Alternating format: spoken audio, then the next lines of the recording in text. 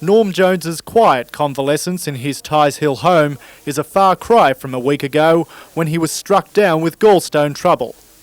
I was in pain, I was writhing in pain. I've never felt such excruciating pain in my life. An ambulance took Mr Jones to the Mater Hospital at Waratah. The reply he received when seeking admission shocked him. I was told there were no beds available at the Mater. There were no beds available in the public hospital system in Newcastle, and then I was fortunate enough to be able to get into a private hospital at Warners Bay, where I was operated on 2 days later. Mr Jones says he's lucky to have private health insurance, for he fears what the outcome could have been. I have no doubt in my mind that I'd be dead. I'd be a number. And as far as I'm concerned, I'm not happy with that arrangement, and I'm going to do my utmost and take the highest place I can to rectify it, and in so doing, if it saves at least one life, it'll be worth it. Mr Jones says after this ordeal, he believes the solution to bed shortages is to reopen Wallsend Hospital.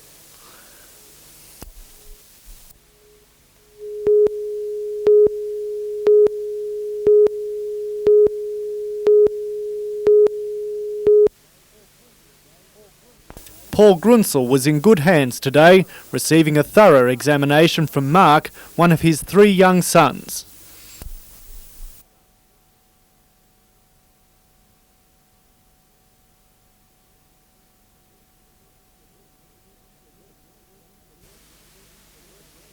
Mr Grunsel and a workmate, Danny Tilley, were injured while welding cracks on this aluminium boat yesterday.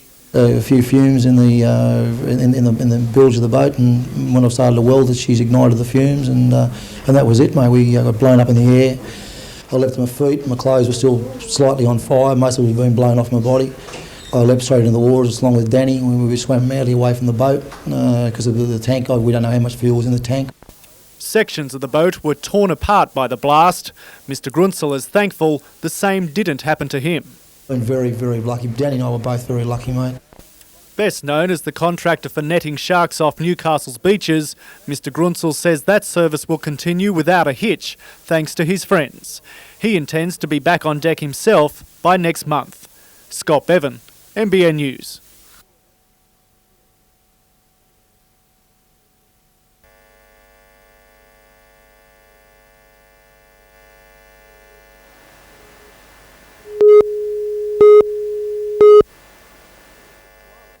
The koalas had spent the past 15 days mainly in Los Angeles. Well, I think the word that I would put is just a mind-blowing experience for not only myself but the band in general.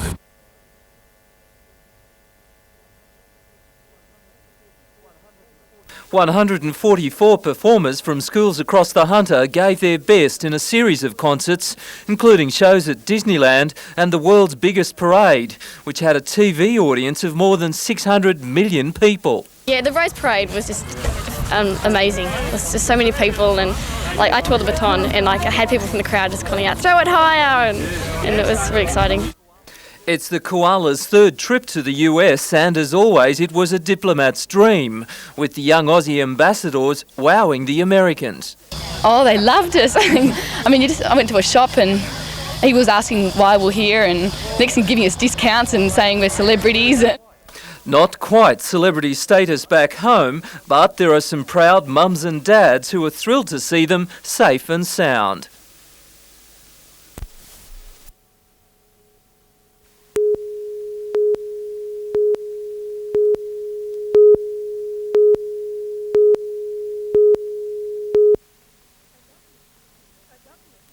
A government-funded organisation called SAP provides accommodation to youth on the Central Coast. The bulk of the young people that we house are there because they've been abused at home, physically and sexually, or because their parents have died and they have no other family members that they can live with.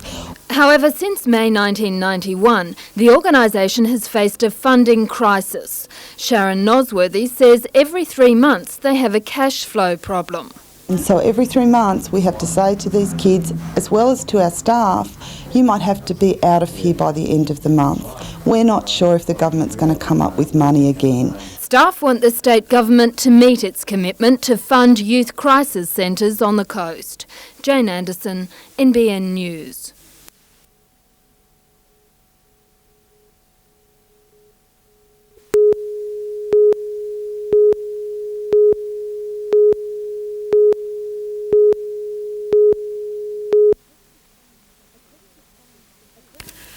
Accredited Training for Youth, or ATY as it's known, is part of the federal government's $767 million commitment to help the young unemployed. $4 million will be used throughout Hunter Institute of Technology colleges.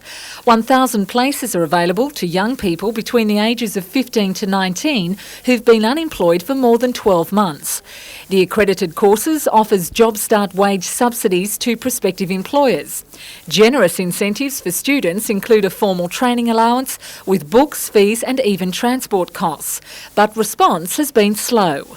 It is understandable. Many of these young people have experienced difficulties in education and perhaps have faced a loss of self-esteem over the time they've been unemployed. Manager for the CES Youth Access Centre, Margaret Helm, says some changes, including extending the age of eligibility, may be in the pipeline in a bid to encourage more young unemployed to sign up.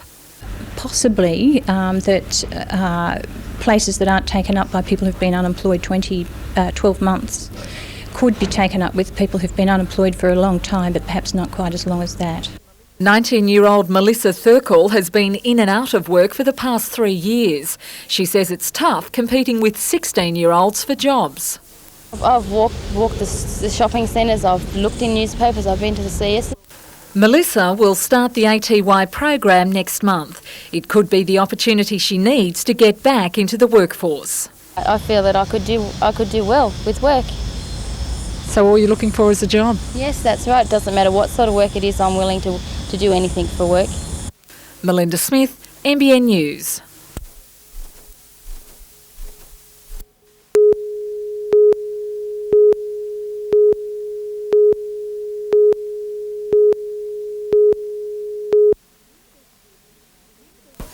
The University of Newcastle conducts the annual survey to determine how graduates fare in the employment market.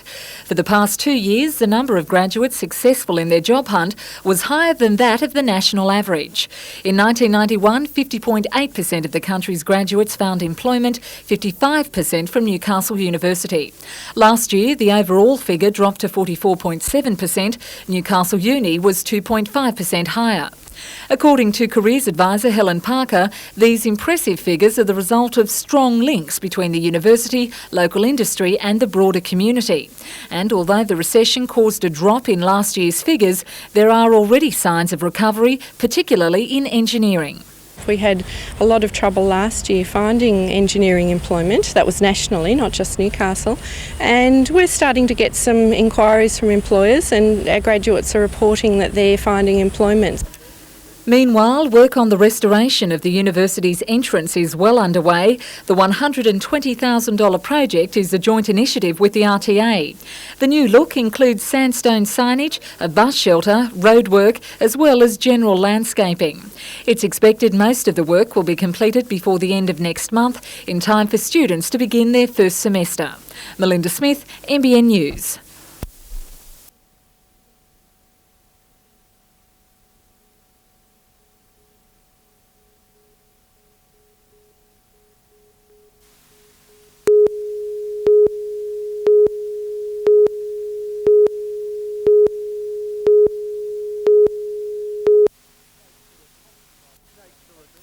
Snakes are a common sight to Fiona Hogden. She says dozens crawl through her family's Anna Bay earth-moving business each year.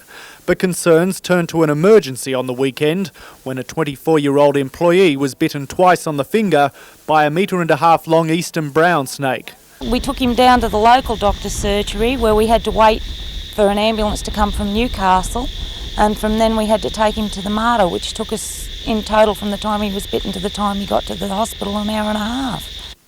Mrs Hogden says a 90-minute trip to Newcastle could have been life-threatening. It does worry me, yes, because at this time of year the population in the area is a hell of a lot bigger than normal, and if it had been a small child or an older person or someone who was sick to start with, that amount of time could be crucial. While Anna Bay residents see the incident as evidence why Port Stephens should have its own hospital, the National Parks and Wildlife Service is using it as a warning for people to look out for snakes during summer. We get a lot of reports into the office, but no more Anna Bay than anywhere else at this time of year, obviously. What we do suggest that if people do see snakes, to try and keep away from them, contact us and we can get reptile handlers out to the area and relocate those snakes. Scott Bevan, NBN News.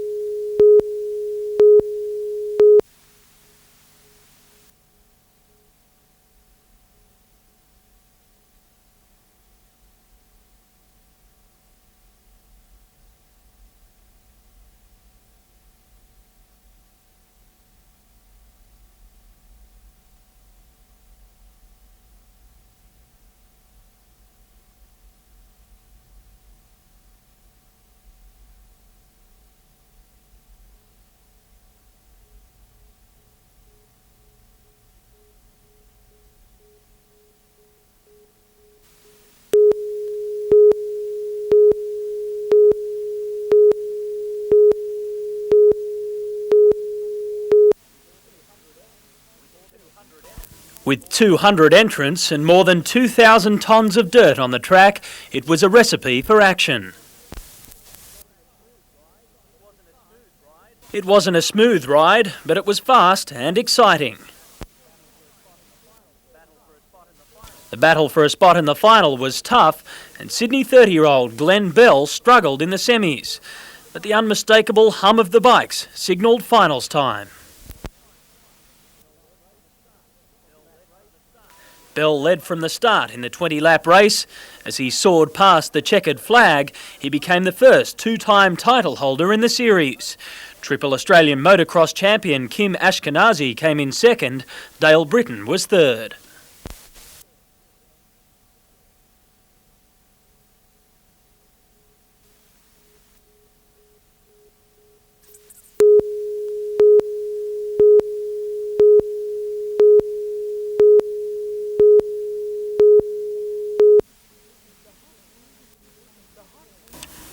The hot, windy conditions have kept fire units on full alert.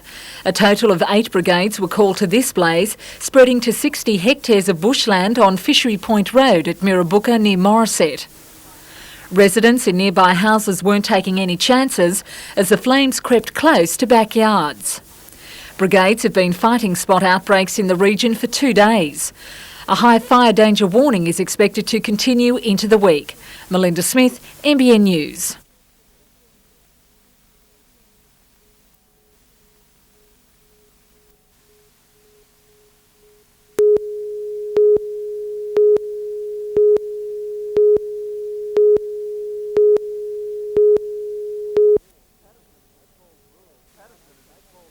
Patterson is a small rural town near Maitland. It has 2 pubs, a couple of shops and a police station. But the locals are becoming concerned because Sandgate company Commercial Minerals is proposing to mine zeolite, a pink rock used in agricultural fertiliser. The locals claim this could change the pace and feeling of the region. The last thing that we want to see happen to this area is open cut mining. The worst thing you can do from an ecological point of view to any area is open cut mine it. Commercial Minerals has been granted a licence to explore a 60-kilometre square zone northeast of Patterson. If they find what they want, the plan is to mine around 6,000 tonnes of the mineral annually. Work could begin within a year.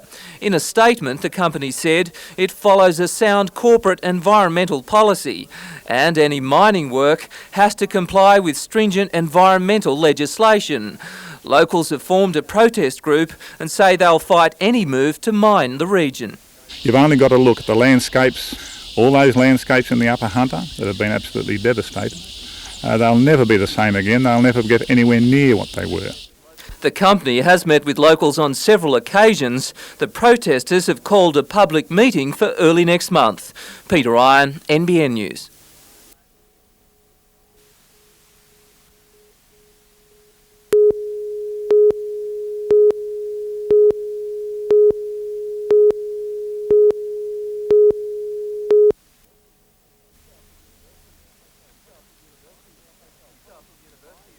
Newcastle University and Tocal College have combined to offer hands-on tuition for adults. The week-long program was dumped 2 years ago because it wasn't a money spinner. It's back with some 40 students learning about history, sculpture and painting. Lessons start at 7 in the morning and finish at 9 at night.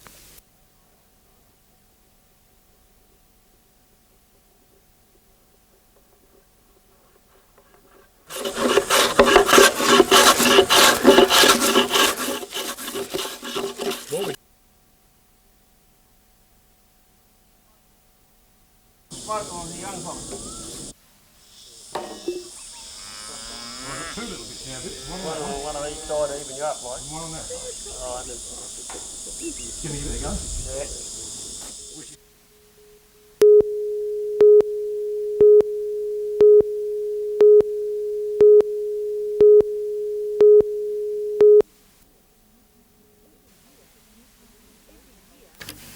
Every year, Newcastle's Bogey Hole provides the venue for what has become an age-old tradition. Single Macedonian males line up to take their chances in the race for the crucifix. The blessing of the water ceremony on January the 19th celebrates the christening of Jesus Christ. The first to retrieve the Holy Cross is bestowed with good luck. Family and friends claimed the best vantage points while the priest conducted out the ritual. With the throwing of the crucifix into the water, the scramble was on.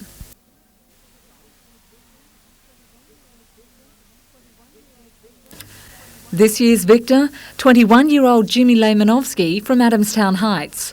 For the next 12 months, Jimmy will hold a special position in his Macedonian community, returning next year to reclaim the honour. Melinda Smith, NBN News.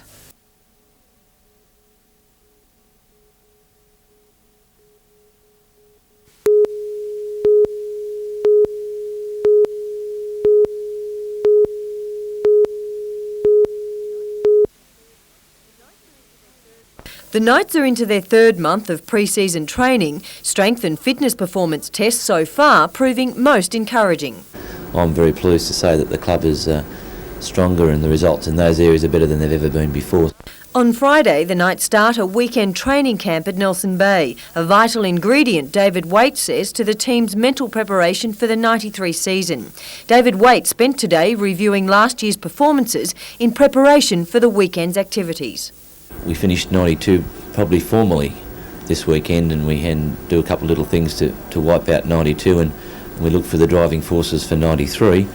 Next week, the Knights' top 20 players will fly to New Zealand for a pre-season trial game against Balmain. While the Knights are building up for the season ahead, the team's home ground stadium is undergoing a facelift, the first major refurbishment since the stadium was officially opened by the Queen in 1970. The work includes a new corrugated roof for the grandstand, plus new beams and railings. The work has been helped along by a $160,000 grant and loan from the state government. The stadium is expected to be finished in time for the Knights Challenge Cup clash against Canberra on February 17th. But the ensuing football season, it seems, may have cost Newcastle a Paul McCartney concert rumoured for March 19th. We were approached by the promoter to stage the concert here, but it unfortunately clashed with the weekend that we're scheduled to play Western Suburbs up here. Mr Armstrong says they're happy to host the concert at another time, but a performance after the game seems unlikely, as 4 days later McCartney is scheduled for a concert in New Zealand. It would take that much time to set up his stage at Marathon Stadium.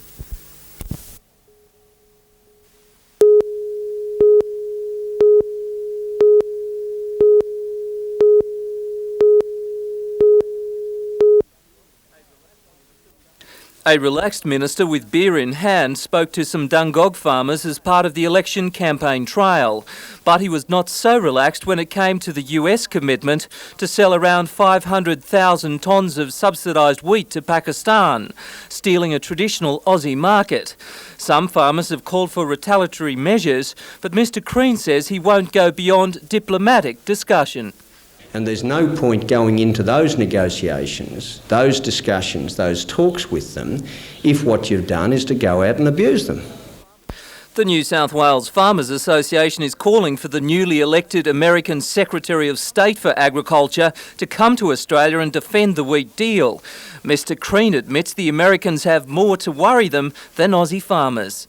I don't think it'd be the top of his priority, quite frankly, just having come to office. On the home front, the minister was coy about the election date, leaving that announcement for the PM. He spoke with local farmers about the GST, beef quotas and the importation of chicken meat.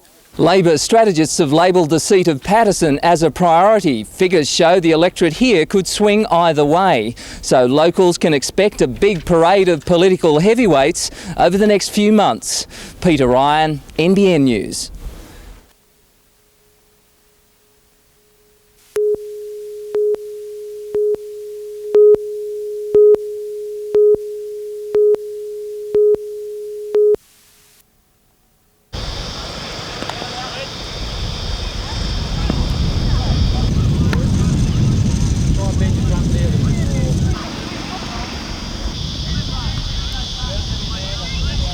So you got your weight coming onto the front foot. That's it. Catch. Working on the legs. Go! Good. Two more. Sideways work, Robert. Well done.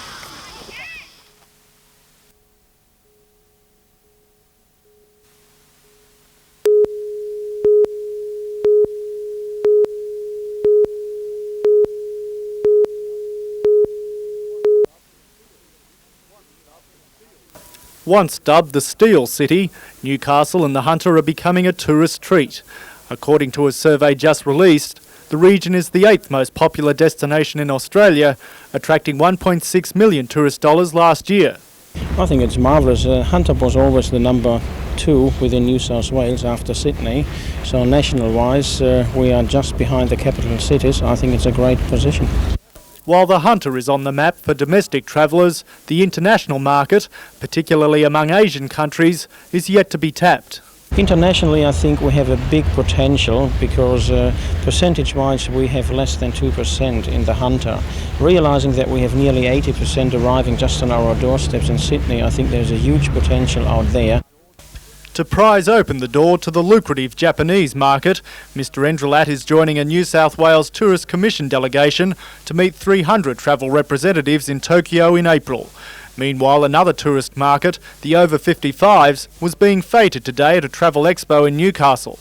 15 exhibitors from the Hunter, the North Coast and New England areas displayed what they could offer to an age group that already holds 60% of the market. They're the people that have got the disposable income. They're the people that have got the time, actually. Scott Bevan, NBN News.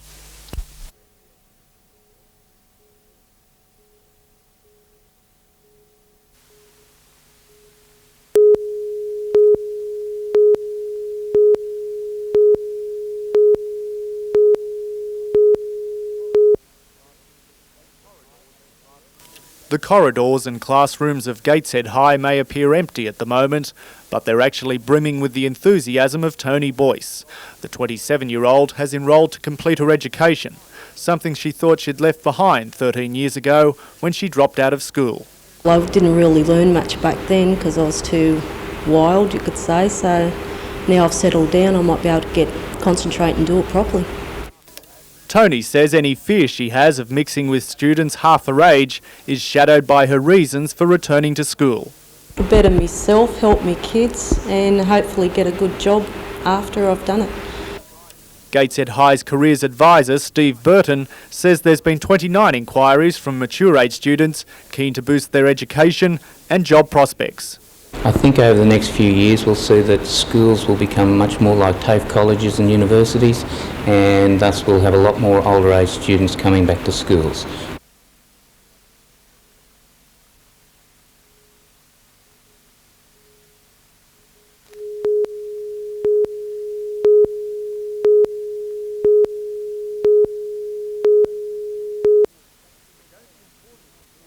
The ghostly portals of Fort Scratchley were bathed in 2,500 watts of floodlighting. The fort alive again as a battle of the elements raged. Last night's brief illumination was a test firing of banks of lights set in place by the City Council as the crowning touch to this year's Harbour Regatta. The Customs House and Cathedral will also be lit up on Saturday the 30th, rimming the harbour with light. Nobbies and the obelisk are on the list to be wired as well. And while the thunder rumbled, Fires were stirring in the belly of Newcastle's vintage steam ferry, the South Strait. Last night it set out on stormy seas for a sentimental return to its old haunt of Manly, from where it made more than 100,000 trips across Sydney Harbour to Circular Quay. The voyage south was a rough one. All but 2 of more than 20 people on board were seasick. The South Strait is now safely berthed at Manly, ready for Australia Day festivities on Sydney Harbour.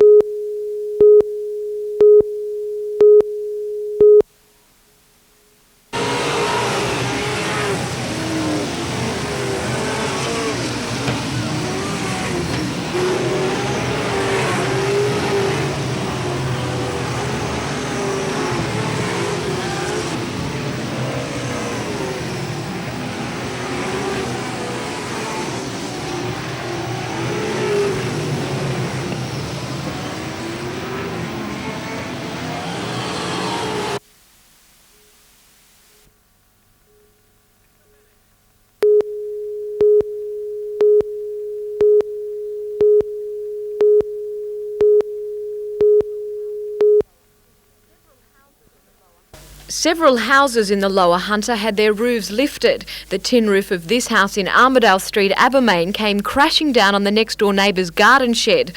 While the storms only lasted for an hour or so, their intensity amazed locals. I don't know what the strength of the wind was, but it was strong. The wind was in excess of 100 kilometres an hour. At nearby Gilliston Heights, this red cedar house was toppled from its brick piers. The newly built home carried more than a metre. Luckily, the owners had not moved in yet. The Lower Hunter SES responded to around 18 calls for assistance during the night. Most were minor roof damage or trees blown down. At Maitland, SES workers were removing branches from the historic Bridge Cottage. Even this public toilet was hit, its roof removed by the wind. Houses in the Maitland area were also without power for a few hours. The main feeder knocked out by one of the 2,000 recorded lightning strikes. In the Nelson Bay, Tomago and Stockton area, power was also affected. Maitland Rutherford went back late last night, but we weren't able to manage to get Saltash back until 8:30 this morning because of a little bit of problems in getting the repairs done to the system. As you can see from last night's radar image, the storms, which were quite severe over Sydney and the Central Coast, appeared to be weakening as they approached Newcastle. However, they suddenly intensified.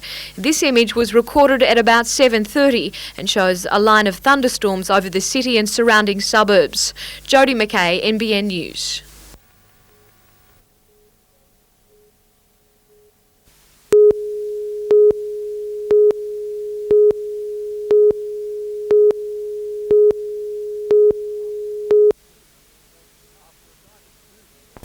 After a night at the movies, the Rankin Park woman returned with her boyfriend to his Belmont North home just before 10.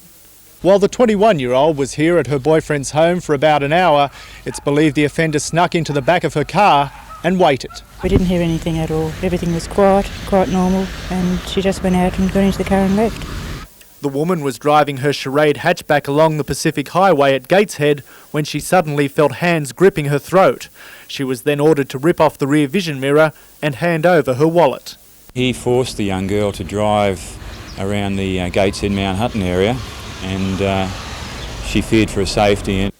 While driving along a secluded part of Bayview Street in Warners Bay, the woman saw another car pull into a driveway, so she rushed in behind it. She broke free of her abductor, who then jumped out of the car and ran up the road. The amount of violence that could have come about is unknown, but she at least had her wits about her to drive into the house at the time, so that certainly saved anything that may have happened. Police are searching for a man in his late teens or early 20s with collar-length blonde hair brushed back.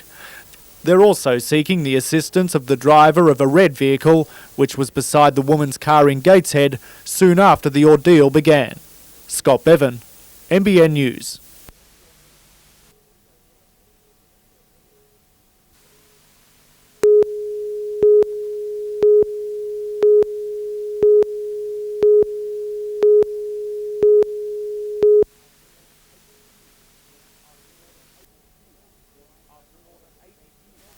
After more than 80 years of serving travellers on the Sydney to Newcastle line, Awabba Station's waiting rooms are now a blackened shell. About 1 this morning, the wooden building was reported alight. 4 units rushed to the scene to be confronted by flames as high as 20 metres and leaping dangerously near the overhead lines that power the trains.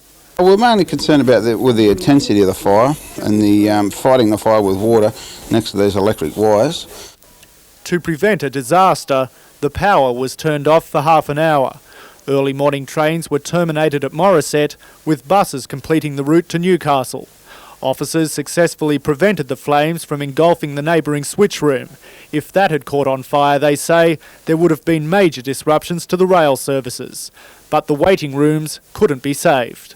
The fire damage is too severe for any restoration to take place. It would need to be demolished and a new premises constructed on the same site. The Fire Investigation Unit is treating the cause of the blaze as suspicious. The indications are that the fire originated in the waiting room itself. Also, there's no doors on the waiting room. It's easily accessible to anybody to gain access there. Meanwhile, services on the North Coast line have just been returned to normal after the derailment of a freight train yesterday afternoon at Martins Creek near Maitland. Crews worked through the night to restore more than a kilometre of torn-up track. 6 long-distance trains were disrupted, including 4 XPT services. Passengers had to be bused from Maitland to Dungog, adding an extra hour to their journey. Scott Bevan, NBN News.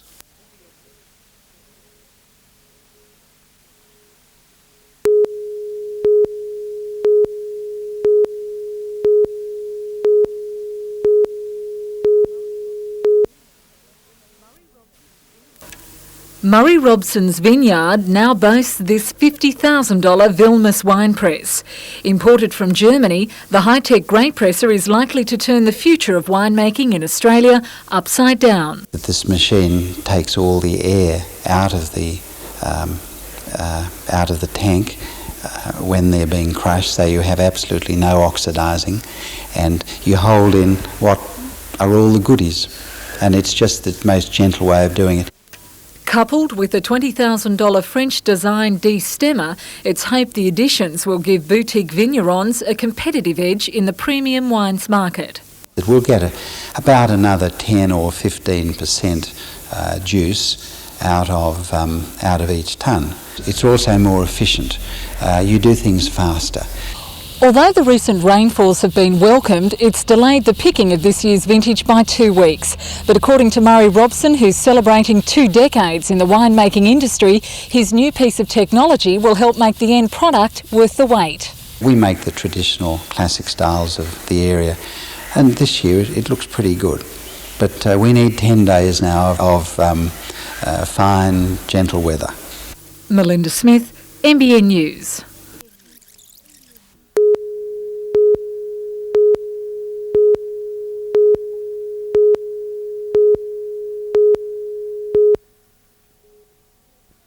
Milperra, Hoddle Street, Strathfield, all sites of bloody massacres, places where innocent people lost their lives at the hands of crazed gunmen. It's the issue of gun ownership that the Australian Shooters Party hopes to put on the agenda at the next federal election. They're fielding 6 Senate candidates, among them Maitland mother of 2 and sports shooter Sue O'Connell. She's been a member of Cessnock and Maitland rifle clubs for 21 years. We're not saying that there shouldn't be any laws concerning firearms. We're saying make sure that they are workable laws and not making the person that is doing the right thing illegal, being the criminal. The Shooters Party wants law-abiding citizens to own and use firearms without having to prove they have a specific need for the guns. The party wants to bolster the ranks of the Defence Forces. It would also hold a referendum about the need to reintroduce capital punishment.